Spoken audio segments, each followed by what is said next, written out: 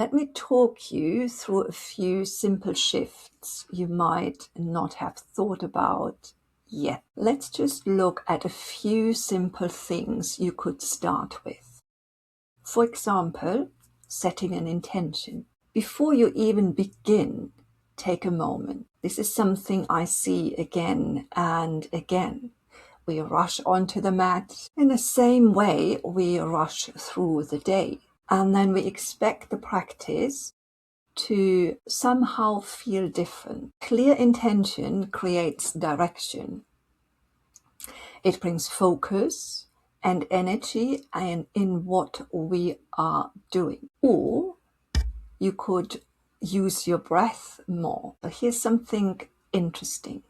The breath is one of the quickest ways to shift your state. In spring, we don't just want calm. We want clarity and warmth. So you could try breathing a little more consciously down towards your navel and gently drawing the navel back on the out-breath.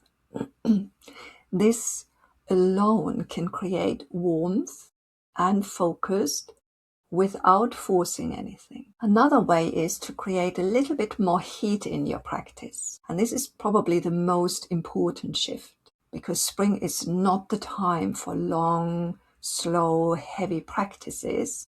Instead, think of movement, flow, and challenge. This might look like a few more or faster Surya Namaskars, salute to the suns, adding a few more twists in standing or sitting.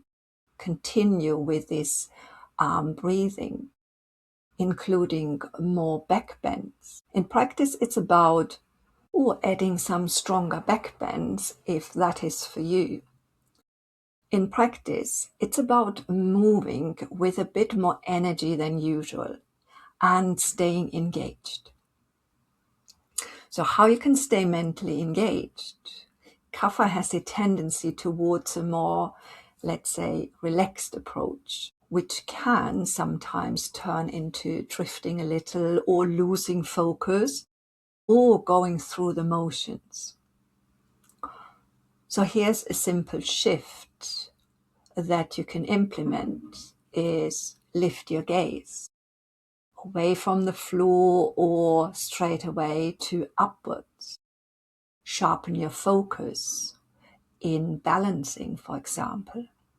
Even that small change creates alertness and lightness.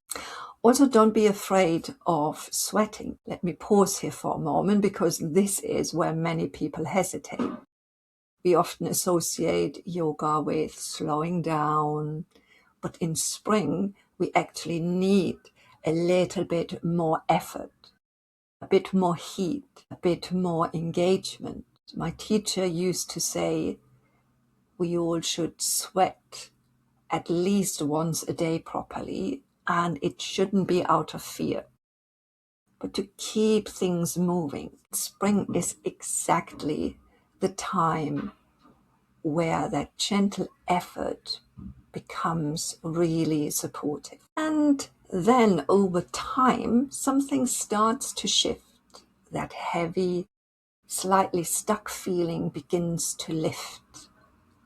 And you might notice something like more energy, more clarity, or more lightness. It doesn't happen all at once and not the first time you implement something, but it's noticeable. So if you remember nothing else, let's bring this back to something simple. Spring yoga isn't about doing more.